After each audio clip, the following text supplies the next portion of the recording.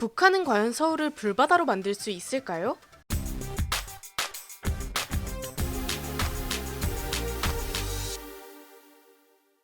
서울까지도 불바다로 될 수 있다는 것을 명심하고 서울까지도 불바다로 안녕하세요, 지식스토리입니다. 심심하면 우리나라를 불바다로 만들어버린다는 북한의 엄포. 과연 정말 현실성이 있는지 알아봅시다. 과거 북한이 서울을 불바다로 만들어버리겠다고 선언했을 때 우리나라는 공포에 떨었습니다.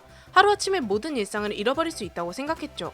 하지만 양치기 소년 마냥 북한은 서울을 불바다로 만들겠다고 말만 매일같이 떠들어댔습니다. 그 결과 우리나라의 국민들은 서울이 불바다가 될까봐 걱정하는 것보다 당장 오늘 점심 메뉴를 더 중요하게 생각하게 되었습니다. 과거 2차 대전 당시 도쿄는 정말 불바다가 되었습니다. 목조 건물이 대다수였으며 미군의 폭격기들은 불이 잘 붙으라고 인화성 폭탄들을 위주로 투하했기 때문입니다. 하지만 콘크리트 건물 천지인 서울을 어떻게 불바다로 만들까요? 먼저 서울은 생각보다 군사 분계선과 그렇게 멀지 않습니다. 서울 끝자락에서 가장 가까운 분계선이 30km가 채 되지 않습니다. 차로 1시간에 달리면 북한에 도착하는 거리인데요. 강남을 비롯한 서울의 중심부에서 북한 장사정포까지의 거리도 60km 정도에 불과합니다. 그럼 이렇게 가까운 서울을 불바다로 만들 방법은 무엇일까요? 세 가지의 방법이 있습니다. 먼저 장사정포와 같은 재래식 무기로 타격하는 것과 전투기와 같은 항공 전력을 동원하는 방법, 그리고 핵미사일과 같은 비대칭 전력으로 공격하는 방법이 있을 것입니다. 장사정포와 같은 재래식 무기로 타격하는 경우를 먼저 생각해보겠습니다. 장사정포, 견인포와 같은 계열의 모든 포 전력을 합한다면 4,000문 이상의 포 전력이 존재할 것이라 추정됩니다.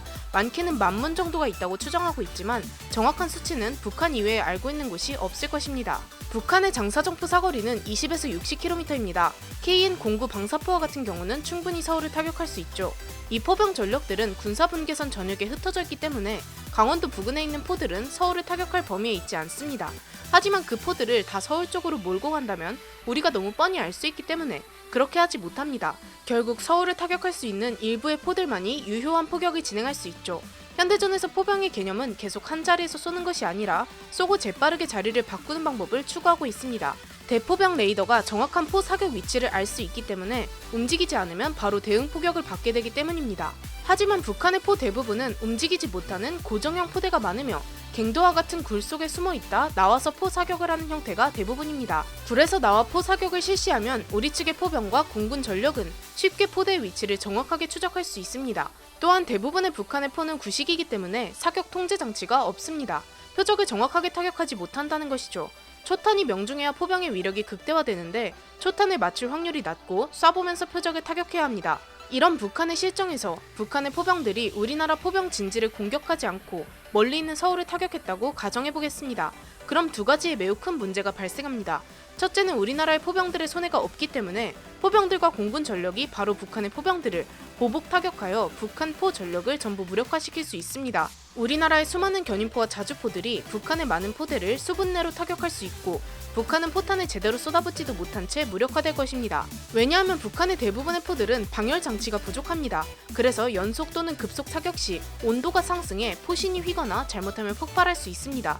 따라서 1분에 한 발 미만으로 발사할 수 있습니다. 우리나라 K9 자주포와 같은 경우 15초 내 급속 사격 3발이 가능하고 지속시 분당 2발 이상을 발사할 수 있습니다. 그리고 두 번째 문제는 서울에 매우 많은 외국인들이 있다는 것입니다. 군 시설이 아니라 서울 도심으로 타격하면 서울 불바다는 둘째치고 중국인과 러시아인 상당수도 목숨을 잃을 것입니다. 현재 서울에 외국인으로 등록되어 있는 사람의 수만 해도 30만 명에 육박하며 관광객까지 합한다면 엄청나게 많은 외국인들이 서울에 있을 것입니다. 거주하는 중국인이 7만 명 가까이 되며 중국 국적을 가진 한국계 사람, 즉 조선족이 약 12만 명이나 있습니다. 러시아 사람도 2,500명 가까이 됩니다. 이런 짓을 벌이면 중국도 러시아도 북한 편에 들어줄 수 없습니다. 이런 무분별한 공격은 국제사회로부터 제거당하고 싶다는 것과 별반 다르지 않습니다. 만약 이런 전후 상황을 신경 쓰지 않고 타격을 감행한다면 서울은 물론 큰 피해를 입을 것입니다. 하지만 그 전력으로는 서울을 불바다로 만들 수 없으며 포 사격을 시작한 지 얼마 되지 않아 우리나라 포 전력과 공군 전력의 포병들이 무력화될 것입니다. 그리고 서울을 타격했다는 것을 명분 삼아 미 공군과 한국 공군이 평양을 침투해 오히려 평양이 불바다가 될 수 있습니다. 가장 먼저 주석군과 같은 시설과 여러 가지 미사일 시설 등 국가 중요 시설들을 타격해 북한 고위층을 무력화시키는 것이죠.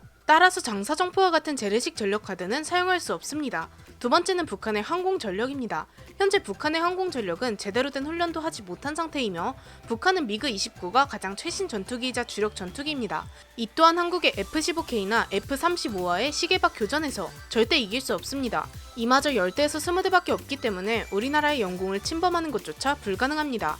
그 외의 전투기들은 미그 21과 같은 2세대 노후 전투기들인데 우리의 방공 시스템을 뚫는 것은 당연히 불가능합니다. 서울을 보지도 못하고 격추될 것입니다. 그럼 남은 카드는 단 하나, 핵미사일입니다. 일단 북한이 핵미사일을 보유하고 있는 이유는 서울을 불바다로 만드는 것이 아닙니다. 뉴욕, LA, 워싱턴과 같은 미국 도시를 타격하는 것을 목표로 열심히 ICBM을 개발하고 있습니다. 그런데 이 히든 카드를 한국의 핵미사일을 날리는 용도로 쓴다면 북한은 더 이상 미국을 상대로 협박할 카드가 없는 것입니다. 물론 이런 미사일조차 미국과 한국이 추적하고 있으며 이상 징후를 포착하기 위해 노력하고 있습니다. 그래서 발사 징후가 포착되면 공군 전력이 이를 무력화시켜야 합니다. 만일 조기 포착이 안 되어 발사되는 경우에는 SM-3 사드, 패트리어트 등의 방공 시스템이 막으려고 하겠지만 이는 확률적인 문제이기 때문에 서울이 타격될 수도 있습니다. 미사일을 한 발 이상 쏜다면 서울은 높은 확률로 불바다가 될 것입니다. 이 경우에 성공한다고 해도 여전히 외국인 문제가 심각하고 중국, 러시아 사람도 많은 민간 도시에 핵 공격을 퍼부은 북한은 다시 세계의 적이 되어 지도에서 사라질 것입니다. 어떤 경우라도 쉽게 서울을 불바다로 만드는 것은 불가능합니다. 북한의 김정은까지 목숨을 내놓아야 하는 것이죠.